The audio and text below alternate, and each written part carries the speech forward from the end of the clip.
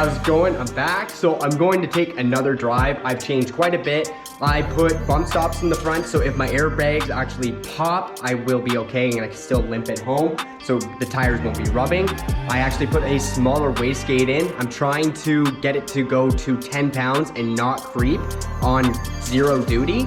So I want it to have like an easygoing street tune, so like I can actually get around without like roasting the tires. So that's the goal. So I loosened the wastegate spring and we'll see how that goes, because I was getting 15 PSI. Obviously it feels great, but I'd like to have Desiree drive it as well. So she was running 5 pounds of boost, and this thing with 10 is obviously double what she's used to. So I need it to be at least 10 pounds of boost, and that'll be probably like over 300 horsepower, so that'd be fun for her. I really want her to be able to drive it, so I want to do that, and then I can turn up the duty from there with my boost controller. So that's the goal. So we'll see about that. Tire pressures are different, ride height's different. I went over my entire tune. I adjust my knock parameters, so hopefully my knock sensing is getting closer. Every time I'm out, that's basically why I'm out. I'm checking the knock sensor and trying to find out what gains each cylinder need, because if one cylinder's here and one cylinder's over here, so the sensor's in the center, right? So the further away the cylinder, the different gain it's gonna need to get the exact output. I want all average of the same output, so I can actually distinguish knock very accurately. And this takes a lot of time, so I'm going to be driving it quite often, as much as I can. And obviously I'm tuning the air fuel table and the timing table. I'm not getting too feisty on my timing yet, because I don't want to blow anything up. I don't have my knock sensor even dialed yet. Right now I'm just on 10 degrees of timing through the entire scale in boost, and I'm not going over 15 pounds. So I'm definitely at a safe number, and I might start adding in a bit today. We'll see how it goes. But all right, let's hop in and get right to it. All right guys, let's get it.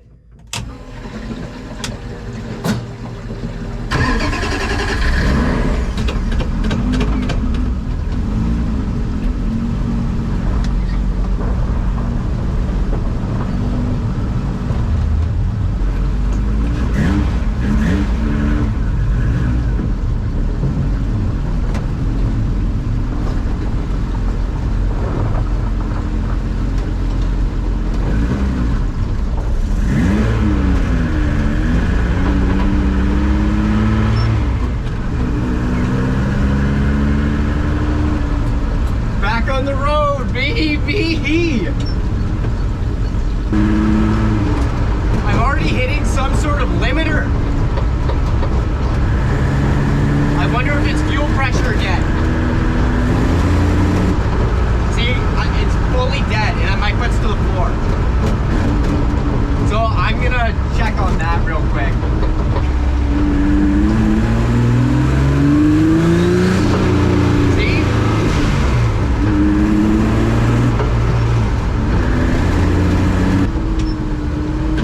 Right now it's -7.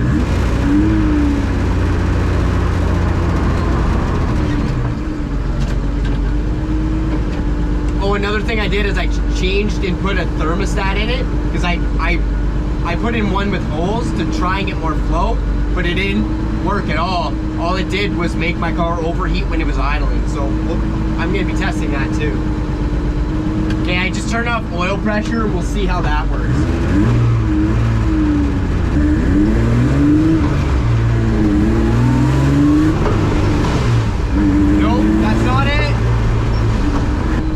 I should have went with my first assumption being the fuel pump parameters, but I will just double check. I'm gonna turn it off.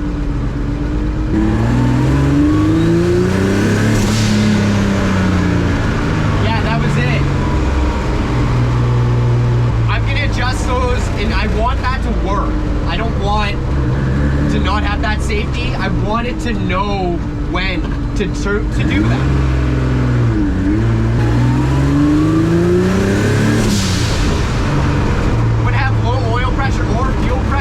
Want it to let me know by killing the engine temporarily, because I don't want to have to be knowing that I have to look at the gauges all the time. I want the computer to do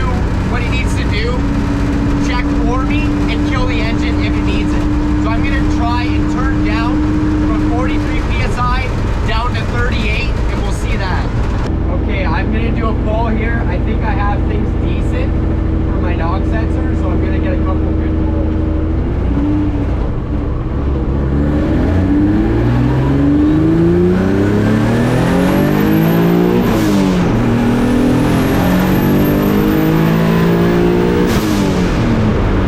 Oh yeah, let's see what happens. That was pretty much like the first couple gears I went through. Second and third I went through. I finally got out to the country and things are a little better. I still am overheating. It's still getting to 220.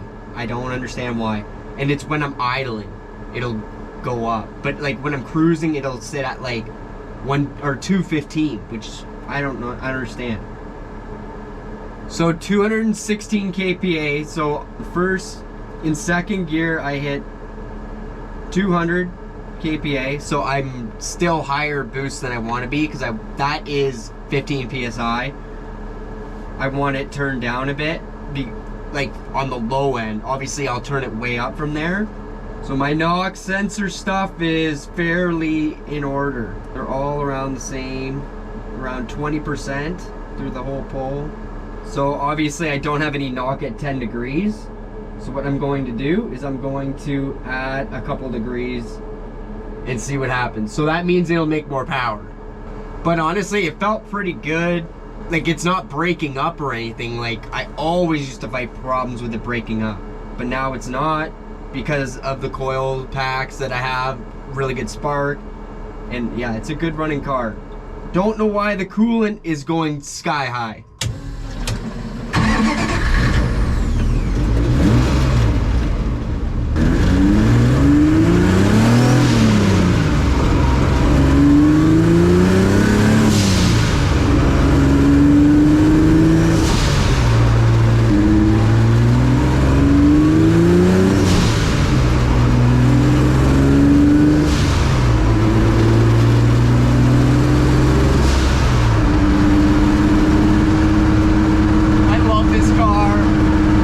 I'm also gonna go through my fuel table here because it needs a little adjusting. I'm a little on the rich side, so I'm just gonna add 1 degree. Better safe than sorry.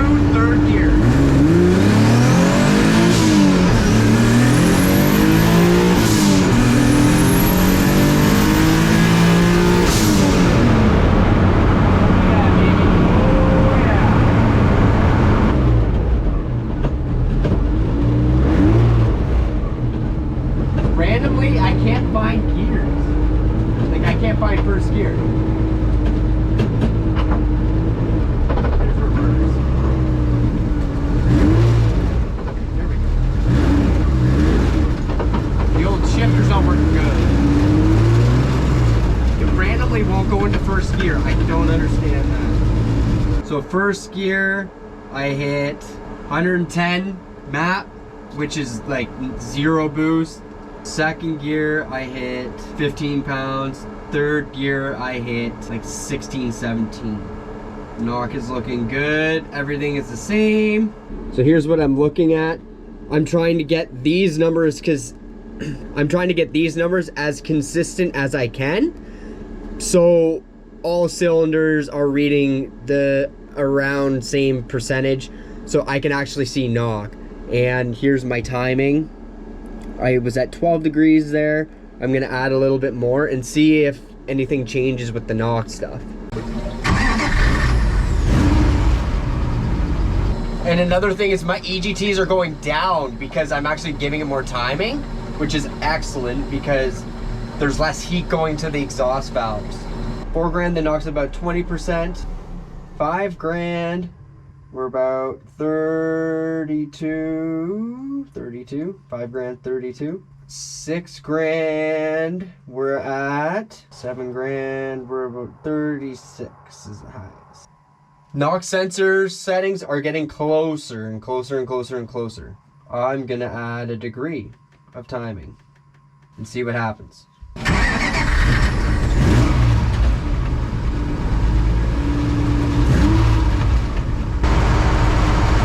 just gonna do a single pull just in case if things are weird and I don't want to get things too hot. So I'll just do a pull and third gear, I guess.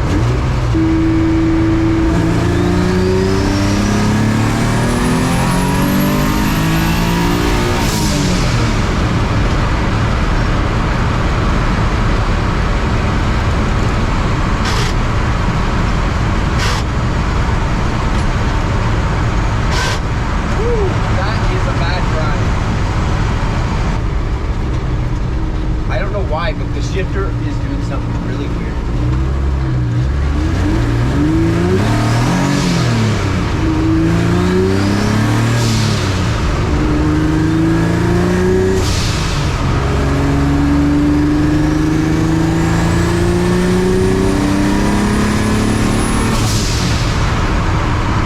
Okay, that pull was very healthy. Basically 11.9 the whole way. Was good. Now, how is my knock? No knock yet, and I'm at 14 degrees. That's pretty good. So I have some sort of a tune right now, which is awesome. My EGTs aren't too bad. They're not going really over 1,000. I'm gonna drive it home, and that is good enough for today. So what I'm gonna do is really dig in at the log and make sure everything's okay. And also, I need to make sure and find out why my car is overheating. I'm pretty much at 215 this whole time. And after pulls, it's like 220, 225. That's not good. I need to figure that out. I don't think it's a head gasket. I really don't. I think it's something really weird. The fans are working, the coolant's circulating, so I'm not sure. Cool, that is definitely good. I'm not gonna turn up the boost yet. So we are seeing 220 kPa, I believe. About 200 kPa, so about like 15, 16 pounds of boost. So that is a good starting point. All right, I'm gonna go home. I am tired. It is 2 in the morning, so. She sounds good. That is for sure.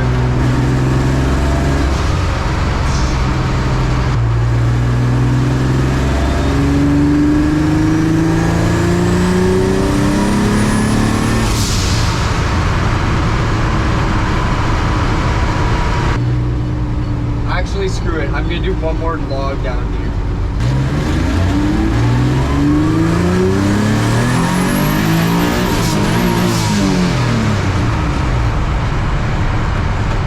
My shifter is not working.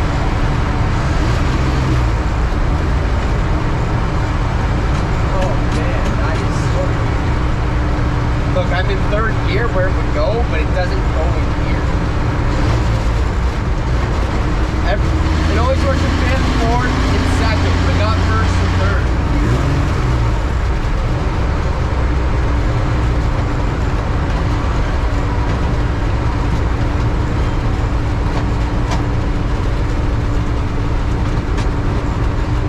There's something weird with my transmission.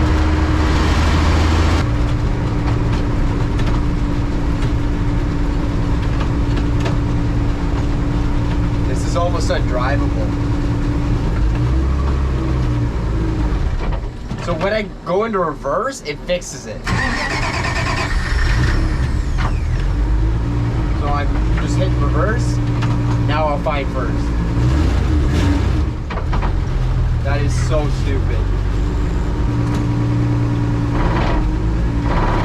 That's gear.